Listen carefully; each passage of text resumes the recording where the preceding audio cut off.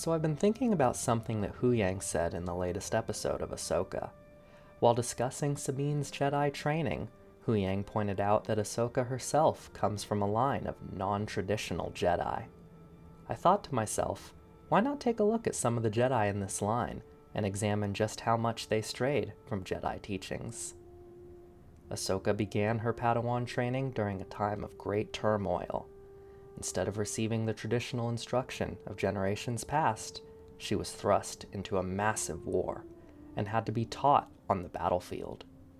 This perspective gave her a very pragmatic view of the world, one that influenced both her style of fighting and her beliefs in the Jedi. The stresses of the war, combined with her expulsion from the Order, led to her following her own path, and never formally completing her Jedi training.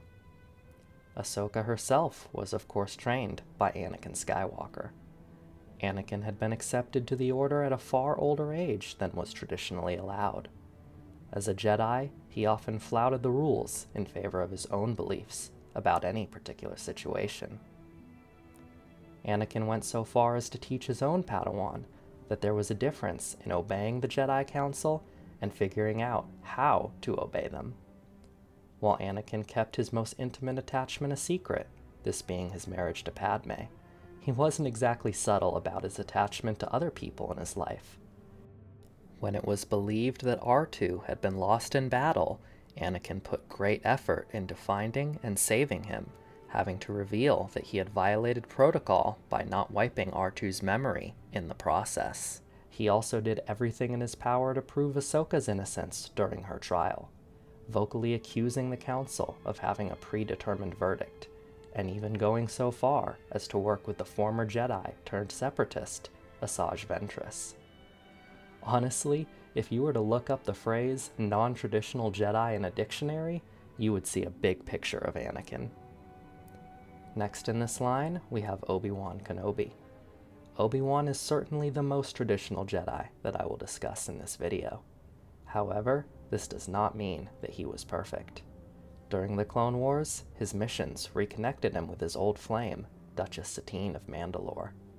During one of these missions, Obi-Wan revealed to her that he would have left the Jedi Order to be with her if she had asked him to. Not exactly following the Jedi teachings there, Obi. I should also note that as Obi-Wan agreed to train Anakin, he was himself stepping outside the line of tradition, given that other Jedis would not have taken on such an older Padawan. Obi-Wan was also the first Jedi in generations to fight, let alone defeat, a Sith Lord in combat. And he did so with a move that he himself had once said he could never imagine someone using. Obi-Wan was a man who strived to follow the Jedi Code, but was willing to stray from it when the situation called for it. Continuing in the line, we have Qui-Gon Jinn. Qui-Gon was always one for speaking his mind, even when it might go against the Jedi teachings or the Council. He was one of very few Jedi who had been offered a seat on the Council, but had refused it. He was also one of the first Jedi to recognize the problems with the Order's rigid structure, and he did what he could to impart his own beliefs to his Padawan.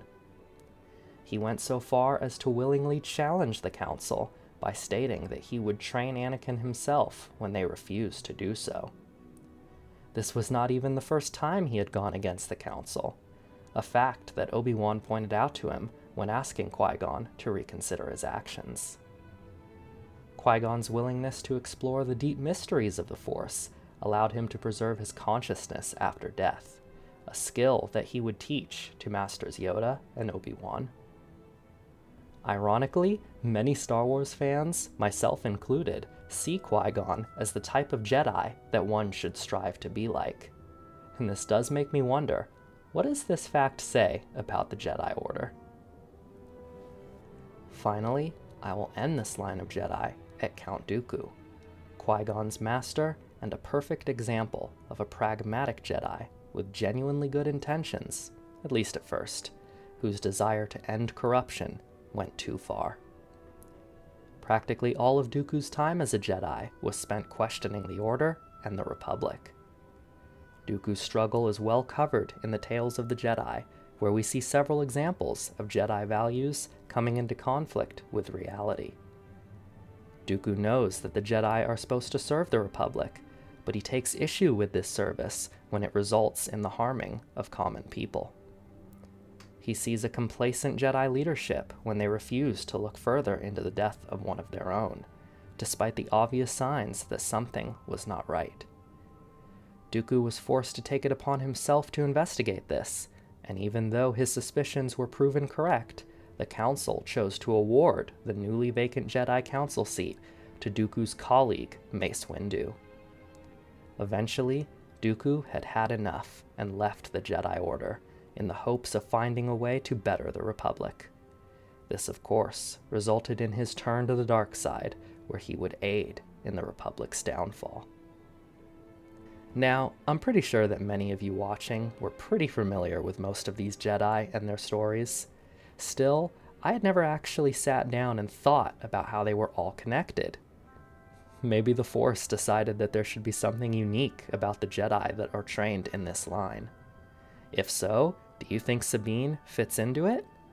Let me know your thoughts in the comments, and don't forget to like this video, subscribe if you haven't already, and click the notification bell so you don't miss any future content. With all that said, have a great rest of your day.